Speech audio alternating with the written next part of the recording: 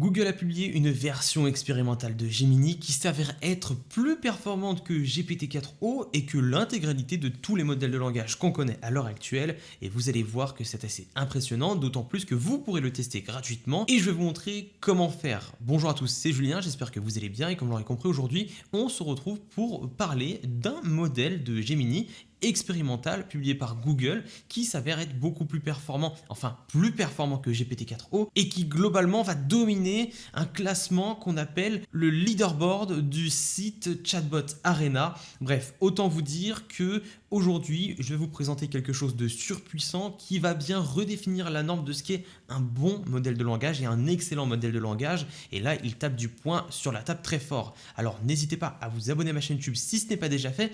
Et sachez que tous ceux qui sont déjà inscrits à ma newsletter peuvent déjà accéder à cette version car Google permet d'accéder à cette version et je me suis dépêché de faire un email dans lequel je montre comment accéder à ce modèle. Alors n'hésitez pas à vous inscrire, ça se trouve en description. Alors globalement, voici le site de Chatbot Arena et le leaderboard des modèles de langage. Donc là, on peut voir qu'il y a pas mal de choses assez compliquées d'apparence, mais en réalité, c'est tout simple. On peut voir que tout en haut, il y a le modèle Gemini EXP et là du 12/06, donc du 6 décembre, qui a été publié. Et là, on peut voir qu'il est à la première place. En dessous, on a tout simplement la dernière version de GPT-4o, de ChatGPT, et ensuite on a une autre version de Gemini. Bref, on peut voir que dans la tête du classement, dans les 10 premières places, on aura tout simplement Gemini, mais également ChatGPT, mais aussi Grok, on peut le voir.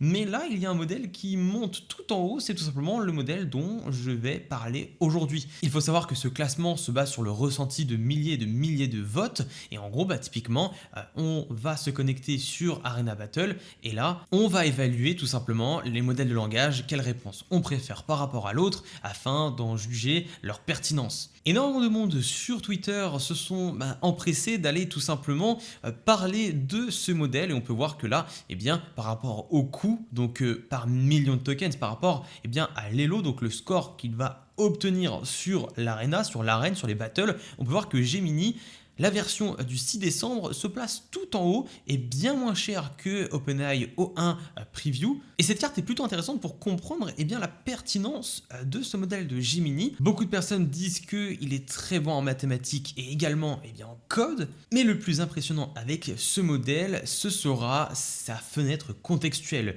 En gros, le contexte qu'aura tout simplement ce modèle de langage avec votre chat. Avec GPT-4o, on est aux environs de 128 000 tokens de fenêtres contextuelles. Et ici, avec cette version, on a tout simplement 2 millions de tokens.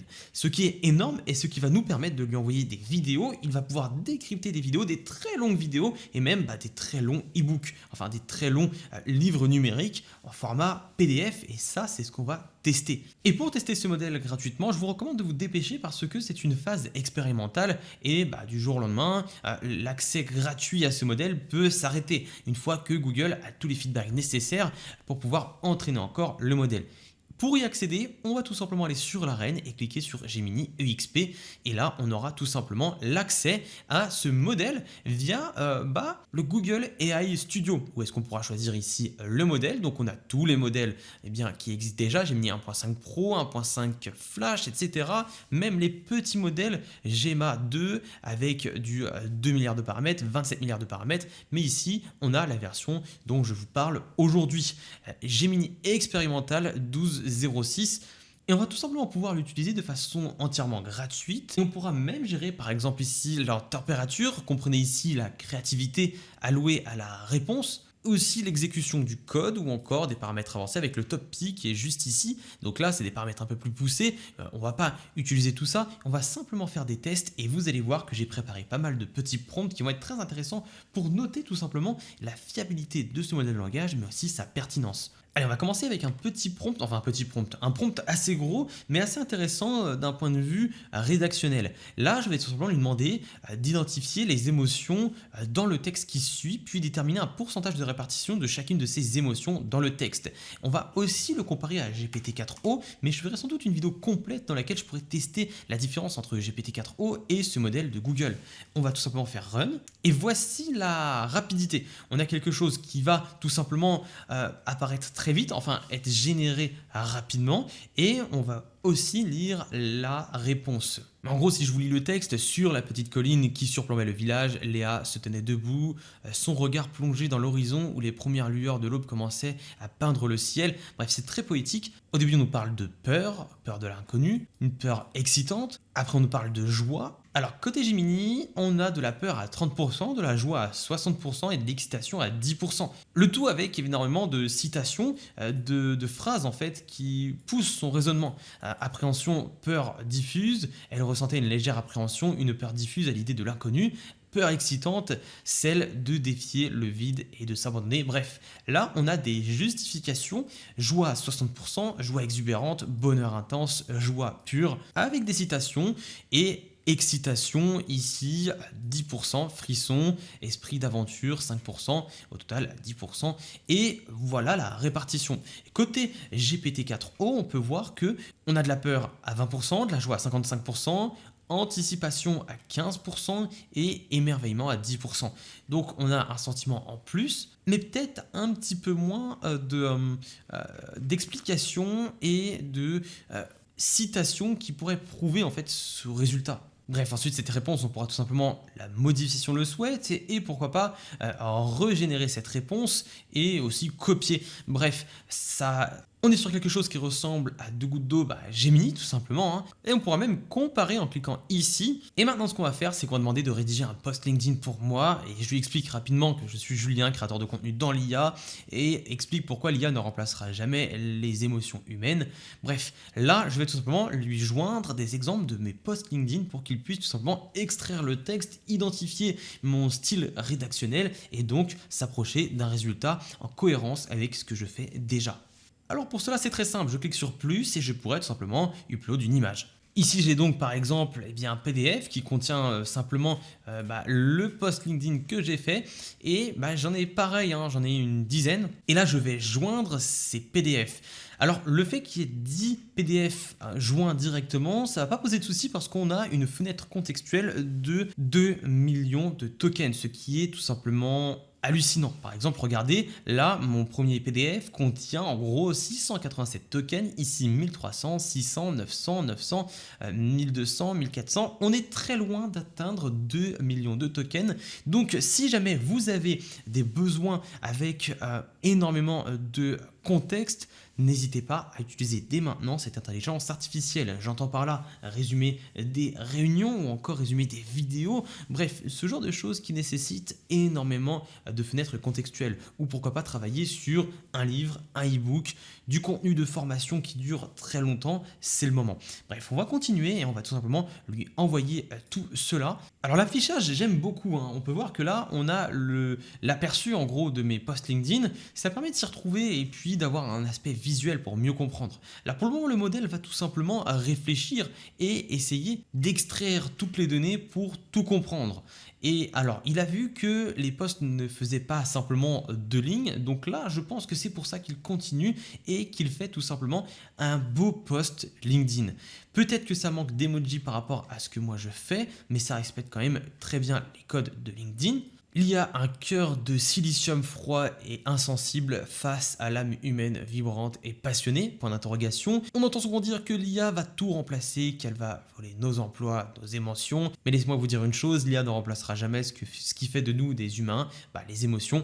Donc j'aime beaucoup, là ce que je voulais c'est qu'il soit clivant, et effectivement il est clivant. À la fin on a l'appel à l'action, envoie-moi une newsletter en message privé pour suivre l'actualité de l'IA et ne pas louper le train. Donc j'aime beaucoup, c'est vrai qu'à chaque fois il y a ces phrases là pour situer qui est-ce que je suis, ce que je fais et l'appel à l'action principal pour convertir les gens qui regardent tout simplement mon post en prospects.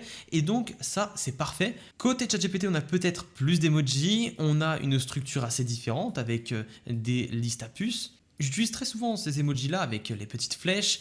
Donc c'est vrai que niveau emoji, on a ChatGPT qui va mieux s'imprégner du style. Cependant, eh bien, on a quelque chose qui se rapproche plutôt d'un format LinkedIn. Ici, j'ai l'impression avec Gemini.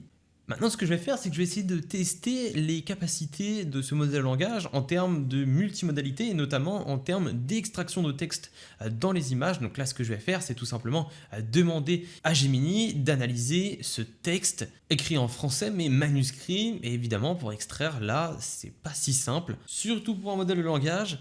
Ok, donc là c'est parti, je vais tout simplement lui envoyer ce prompt à l'aide de ta capacité de vision, extrait l'intégralité de l'écriture manuscrite sur cette image et essaye de comprendre le contexte et c'est parti. Voici l'intégralité manuscrite extraite de texte. Sous le pont Mirabeau coule la Seine et nos amours font-ils qu'ils m'en souviennent? La joie venait toujours après la peine, etc.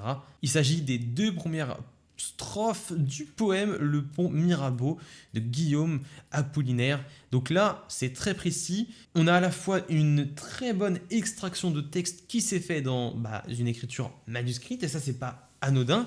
Et on a également de bonnes data, de bons knowledge de la part de ce modèle de langage qui réussit à situer et à nous dire qui était l'auteur. Donc je suis très content de ce qu'on vient d'avoir.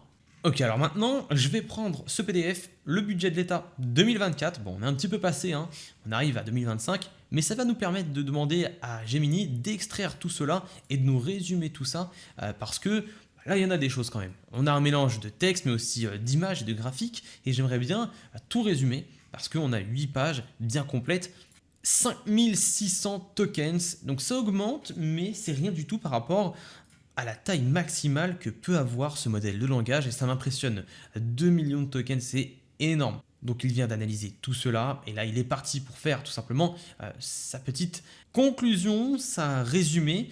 Alors on a quelque chose de très textuel et de pas beaucoup visuel finalement, mais après il me semble qu'on n'a pas la possibilité de faire des graphiques directement dans le chat ici. En tout cas, il résume page par page et ça prouve que le contexte n'est pas du tout perturbé et qu'il est très précis. Page numéro 1, c'est la couverture. Page numéro 2, évaluation des recettes perçues par l'État en 2024. Impôt sur le revenu, 93 000 millions. Bref, on a tous les chiffres qui sont ici. Budget général, budget annexe, etc. Donc, j'aime beaucoup, c'est très précis et je trouve qu'on a plus de facilité à avoir du texte ici. Là, on atteint une fenêtre contextuelle de 9000, alors je vais vous montrer, de 9400 tokens ici sur 2 millions au total. Et maintenant, on va essayer d'analyser cette étude de Goldman Sachs qui étudie la rentabilité des investissements dans l'intelligence artificielle générative. Et j'aime beaucoup cet exemple parce que là, on a 31 pages et énormément de textes, énormément d'acteurs et beaucoup de personnes qui sont pour, beaucoup de personnes qui sont contre. Bref, des points de vue très intéressants à analyser. Et là, on atteint quand même quelque chose de sympa avec 46 678 tokens. Pour ce PDF, on va tout envoyer, c'est parti. L'analyse a duré un petit peu de temps et la réponse a duré donc 93 secondes, quelque chose d'un peu plus long effectivement, mais on a réussi à avoir des tableaux, donc c'est pas mal, on a quelque chose d'un peu plus structuré et de très complet également. Le rapport de Goldman Sachs intitulé IA générative, trop de dépenses, trop peu d'avantages, explore le débat actuel sur les investissements massifs dans l'IA, leur rendement potentiel, etc. Donc argument, scepticisme quant à l'impact économique de l'IA, optimisme, contrainte, potentiel, contributeur. Alors là c'est intéressant parce qu'on a des gens par exemple du MIT ou de Goldman Sachs, comme ça on sait si c'est biaisé ou pas et on a donc la justification. Par exemple ici on a des gens du MIT et de Goldman Sachs qui disent que on a une faible automatisation des tâches à court terme, coût élevé dans la technologie IA, manque de solutions rentables pour les tâches complexes. Il y aura également un problème d'infrastructure dans les années à venir, ça c'est inévitable. Point clé du rapport, ça j'aime beaucoup, donc il devrait y avoir plus de 1000 milliards de dépenses d'investissement dans l'IA dans les années à venir, débat sur la rentabilité, etc., services publics, et le résumé de toutes les opinions avec toutes les personnes, ça j'apprécie énormément. Quelque chose de très pertinent, très bien classé, on a juste à lui demander de faire des tableaux pour qu'il en fasse. Et le contexte ici m'impressionne, mais vous allez voir que ça va être le plus impressionnant. Là, ce que je vais faire, c'est que je vais prendre une de mes vidéos qui fait plusieurs gigas, que j'ai publiée évidemment sur cette chaîne, et je vais tout simplement lui demander d'analyser cette vidéo et de me dire, de résumer tout cela. Alors depuis tout à l'heure, j'essaie d'importer une vidéo qui fait 5 gigas et je n'y arrive pas, ça bug, ça boucle à chaque fois. Alors c'est pas grave, on va essayer de faire quelque chose. Voilà, une erreur, mais on a Google qui nous a mis à disposition des exemples, comme par exemple ici, un musée américain avec une vidéo de 5 minutes tout simplement. Donc on va l'ajouter au prompt et on va lui demander qu'est-ce qu'on y voit et qu'est-ce qu'on y entend. Je veux un résumé en gros, donc c'est parti. Là ça devient intéressant parce qu'on a tout simplement 80 000 tokens. Donc c'est pas mal, c'est quand même beaucoup. Ici, l'analyse va prendre peut-être un petit peu de temps vu qu'on a pas mal de tokens. Et là, c'est parti pour un résumé. Voici un résumé de cette vidéo. Cette vidéo est une visite guidée de la salle des origines des vertébrés du musée américain d'histoire naturelle de New York.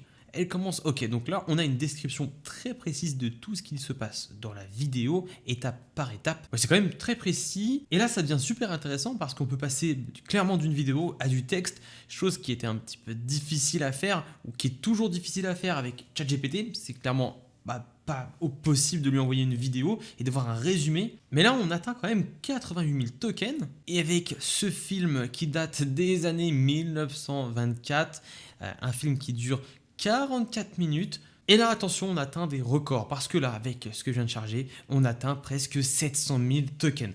C'est même pas la moitié de ce que peut faire entièrement ce modèle. Ok, donc là, début de réponse après 220 secondes. Et on a tout simplement le résumé en français d'un film muet américain. Comment être un détective? Ok, donc on a l'extraction du texte dans le générique avec le nom des personnes. On a le récit de l'histoire, l'homme embauché arrive et vole la montre du père. Le détective en herbe trouve le reçu du prêteur sur gage pour la montre. Donc on a toute l'histoire et le résumé de ce film. Mais il faut savoir que ce modèle expérimental de Gemini est aussi très fort en code. Et donc si je demande de coder un chronomètre en HTML, CSS, HTML et JavaScript, avec une image qui va tout simplement transmettre le style du chronomètre d'Apple, donc de iOS. Là, ça va être super intéressant. Et voilà, on a tout simplement le code qui est en train d'être fait, donc ça me fait plaisir. On a des fenêtres avec le code et plusieurs couleurs pour y comprendre un petit peu plus précisément à ce qui est en train d'être généré. Alors, je viens de tout coller, voici ce qu'on a pour la première réponse. Je pense qu'on peut mieux faire. Je vais corriger cela, je suis déjà sur le coup. Ah là je suis content, regardez ce qu'on a, ça fonctionne, on a quelque chose avec un texte un peu mieux centré mais qui sort quand même un peu du cadre, bref c'est quand même pas mal.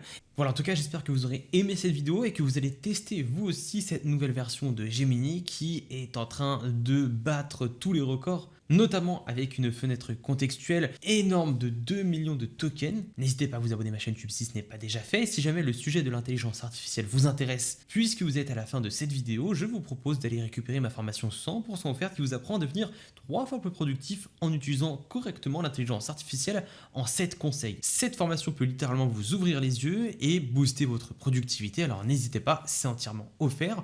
En tout cas, on se retrouve à la prochaine pour une nouvelle vidéo. C'était Julien.